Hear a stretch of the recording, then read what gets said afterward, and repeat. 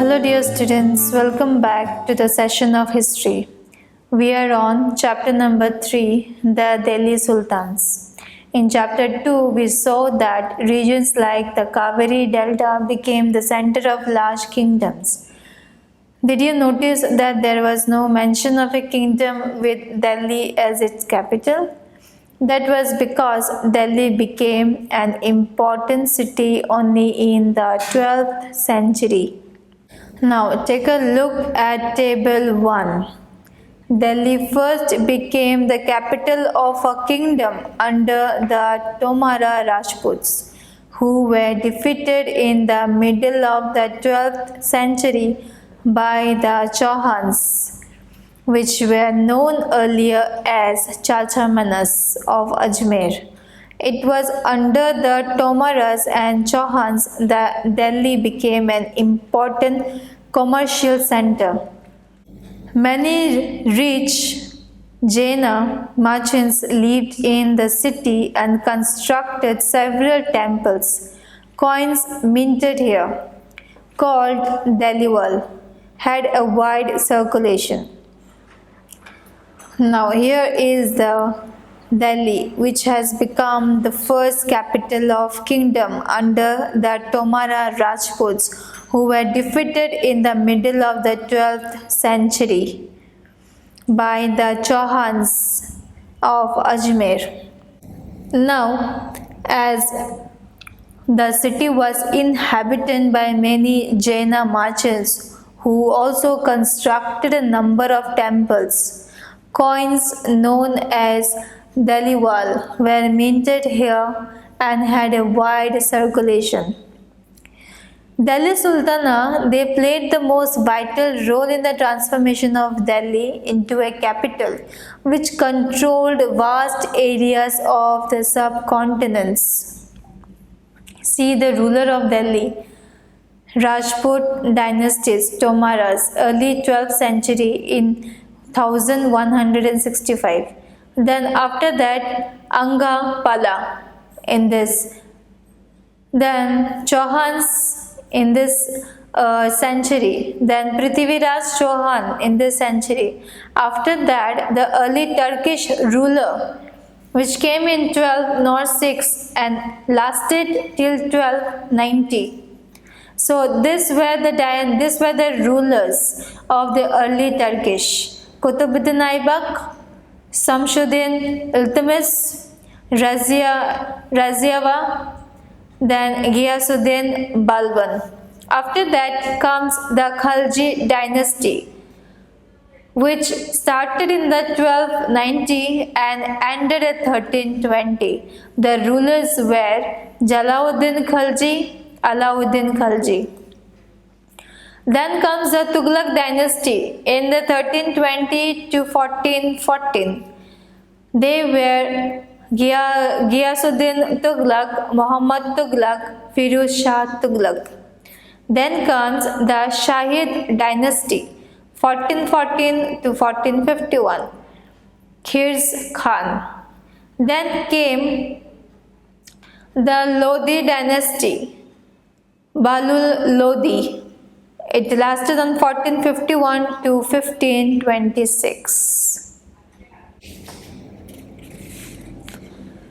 Now finding out about the Delhi Sultans. Although inscriptions, coins and architectures provide a lot of information, especially valuable are histories. Tariq, singular. Tawarik, plural, written in Persian, the language of administration under the Delhi Sultans. The author of Tawarik means plural were learned men, secretaries, administrators, poets and courtiers who recounted events and advised rulers on governance, emphasizing the importance of just rule. Keep the following additional details in mind. The authors of Tawarik lived in cities, mainly Delhi, and hardly ever in villages. They often wrote their histories for sultans in the hope of rich rewards. These authors advise rulers on the need to preserve an ideal social order based on birthright and gender distinctions. Their ideas were not shared by everybody. In 1236, Sultan Iltutmish's daughter Razia became Sultan. The Chronicle of the Age, Minhaj-e-Siraj, recognized that she was more able and qualified than all her brothers.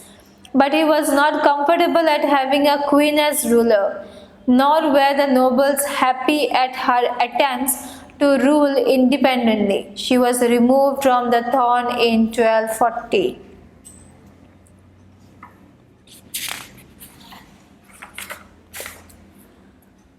Next, from garrison town to empire, the expansions of Delhi sultans.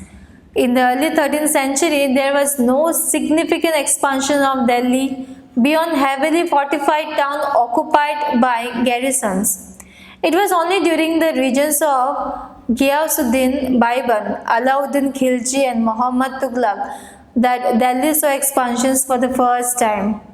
Then the armies of Delhi sultans had marched across a large part of the subcontinent till the regions of Muhammad Tughlaq. They defeated rivals, seized cities. The sultanate collected taxes from the peasantry.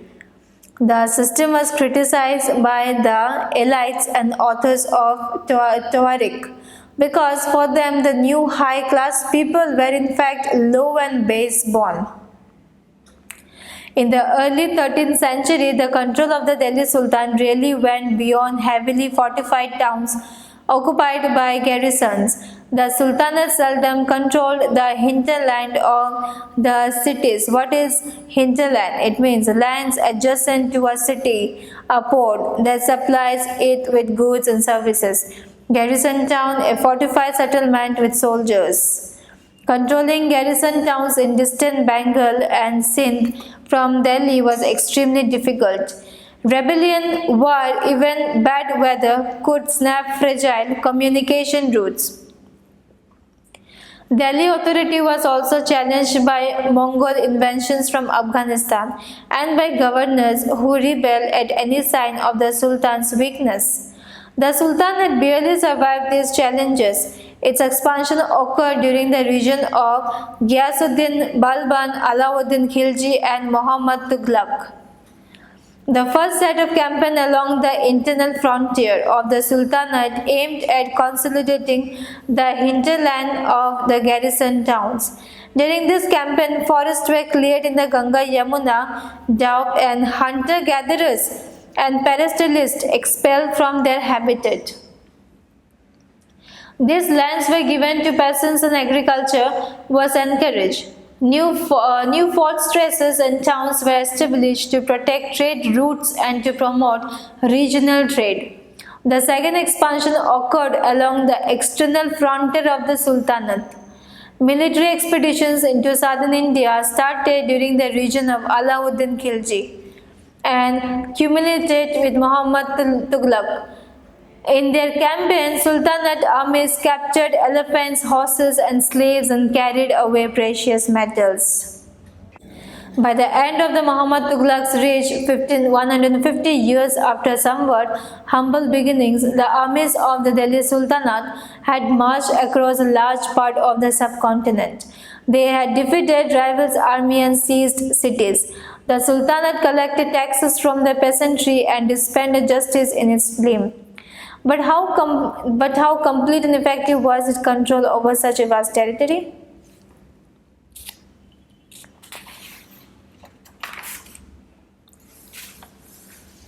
The masjid. A mosque is called a masjid in Arabic, literally a place where Muslim prostrates in reverence to Allah.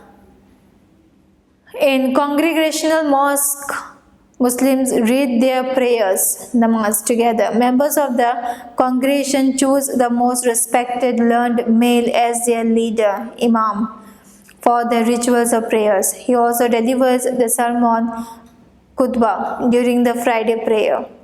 During prayer, Muslims stand facing Mecca. In India, this is to the west. This is called the Qibla. The Delhi Sultans built several mosques in cities all over the subcontinent.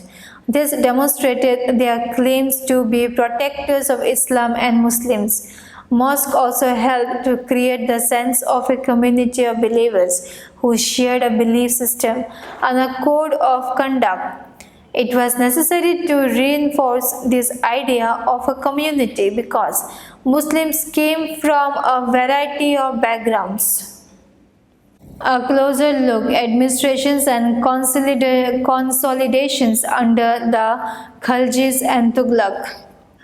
The consolidations of a kingdom as a vast of the Delhi Sultanate needed reliable governors and administrators. Rather than appointing aristocrats and landed chieftains as governors, the early Delhi Sultans, especially Iltutmish, favored their special slaves purchased for military service, called bandagan in Persian. They were carefully trained to man some of the most important political offices in the kingdom.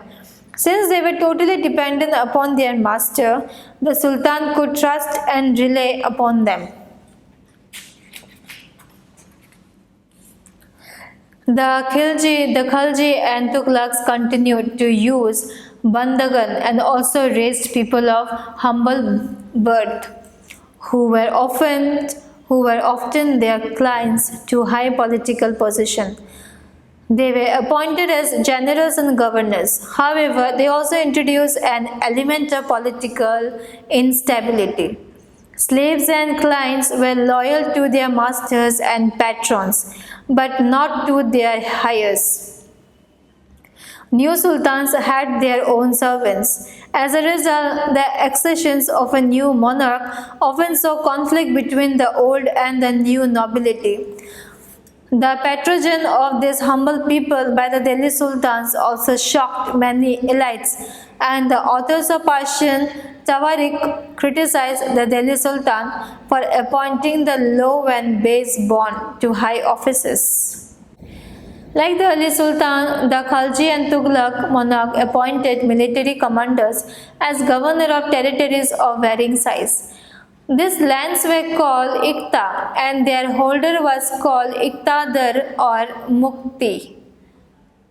The duty of the Muktis was to lead military campaign and maintain law and order in their Iqtas.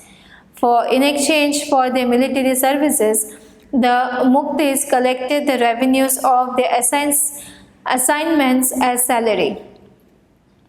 They also paid their soldiers from these revenues. Control over Muktis was most effective if their office was not inheritable and if they were assigned Iqtas for a short period of time before being shifted. This harsh conditions of service was rigorously imposed during the reigns of Alauddin Khalji and Muhammad Tughlaq.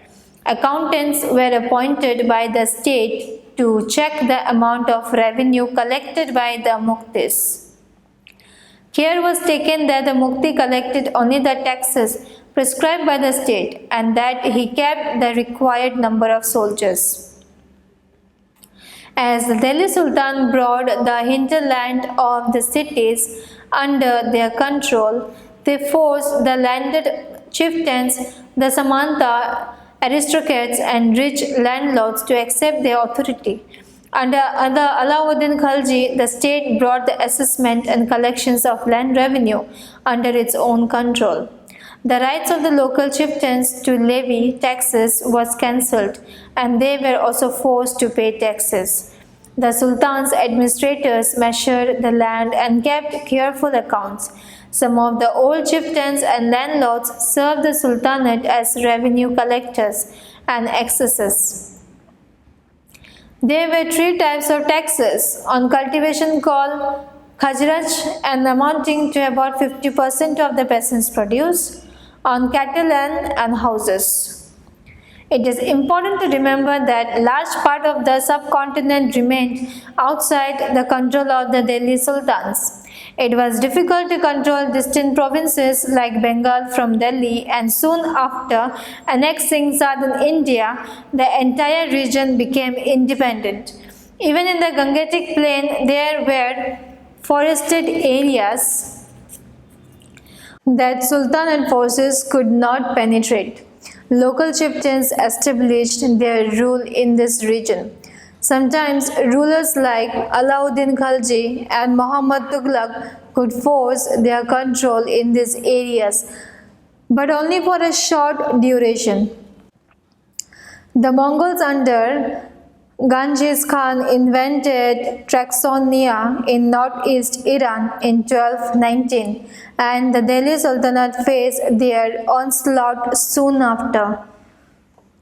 Mongol attacks on the Delhi Sultanate increased during the reign of Alauddin Khalji and in the early years of Muhammad Tughlaq's rule. This forced the two rulers to mobilize a large standing army in Delhi, which posed a huge administrative challenge. Let us see how the two sultans dealt with this. Alauddin Khalji and Muhammad Tughlaq. So Delhi was attacked twice in 1299 too, and also in the 1300th century. Then in 1302 till 1303, as a defensive measures, Alauddin Khalji raised a large standing army. Then Muhammad Tughlaq. The Sultanate was attacked in the early years of Muhammad Tughlaq region. The Mongol army was defeated. Muhammad Tughlaq was confident about the strength of his army and his resources to plan an attack on Taxonia. He therefore raised a large standing army. Then Alauddin constructed a new garrison town named Siri for his soldier. Rather than constructing a new garrison town, the oldest of the four cities of Delhi was emptied of its residents and the soldiers garrisoned there. The residents of the old city were sent to the new capital of Daulatabad in the south. The soldiers has to be fed. This was done through the produce collected as tax from land between the Ganga and the Yamuna. Tax was fixed at 50% of the peasants' yield.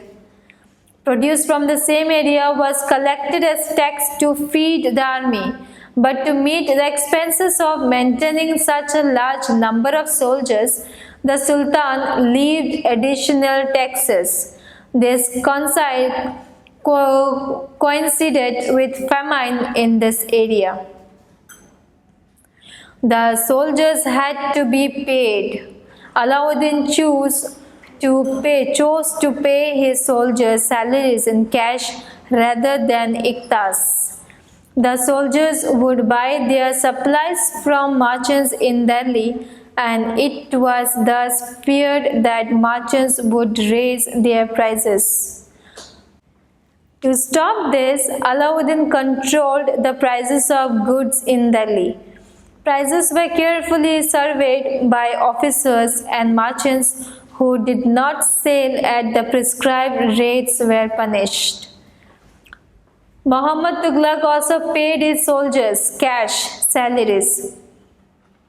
But instead of controlling prices, he used a token currency, somewhat like present-day paper currency, but made out of cheap metals, not gold and silver. People in the 14th century did not trust these coins. They were very smart. They saved their gold and silver coins and paid all their taxes to the state with their token currency. This cheap currency could also be counterfeited easily. Alauddin's administrative measures were quite successful, and chronicles praised his region for his cheap prices and efficient supplies of goods in the market. He successfully withstood the threat of Mongol invasion. Muhammad Tughlaq's administrative measures was a failure. His campaign into Kashmir was a disaster. He then gave up his plan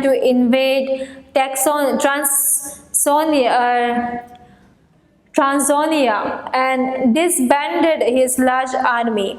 Meanwhile, his administrative measures created complications. The shifting of people to Daulatabad was resented. The raising of taxes and famine in the Ganga-Yamuna belt led to widespread rebellion.